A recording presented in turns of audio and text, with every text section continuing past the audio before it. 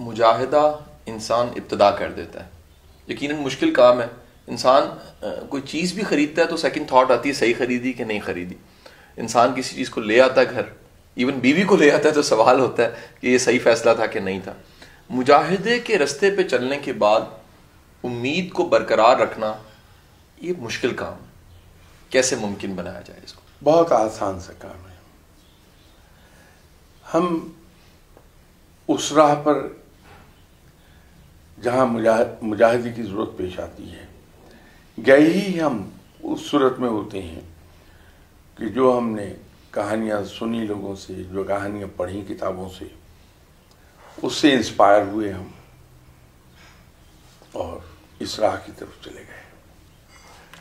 اب مجاہدہ اختیار تو کر لیا جیسے آپ نے فرمایا، لیکن جب اس کی پریکٹیکل ڈیفیکلٹیز آئیں تو ہم مایوس ہونے لگے. ہمیں ہر وقت یہ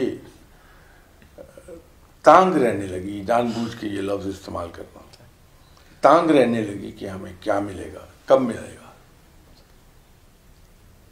اب اس راہ کی مصیبت یہ ہے کہ اگر انسان اس تانگ میں بیٹھ گیا، اس انتظار میں بیٹھا کہ مجھے کیا ملا یا کب ملے گا، اسے کچھ نہ ملا.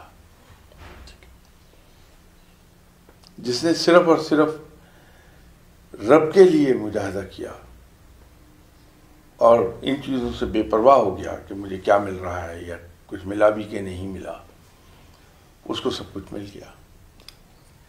تو جب یہ مایوسی آنے لگتی ہے تو جن کتابوں کو، جن کہانیوں کو پڑھ کر یا جن کہانیوں کو سن کر ہم انسپائر ہوئے تھے اور اس راہ پر گئے تھے، ہم مایوسی جو ہی آنے لگے انہی کہانیوں کو یاد کر لیں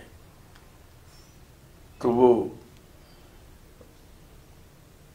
اس کیفیت سے انسان نکل جاتا ہے، پھر امید پر چلتا ہے. ایک تو یہ ہے.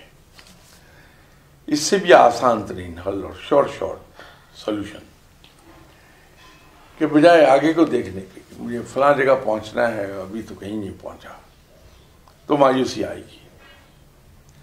اگر اس کی بجائے ہم نے یہ کر لیا کہ پیچھے مڑ کر دیکھے کہاں سے ہم چلے تھے اور آج کہاں کھڑا ہوں، تو مایوسی آنے ہی نہیں پاتی. ایک جوش و ولولہ رہتا ہے کہ میں یہ اتنا راستہ طے کرا ہے اور بھی کروں گا، ہوتا جاتا.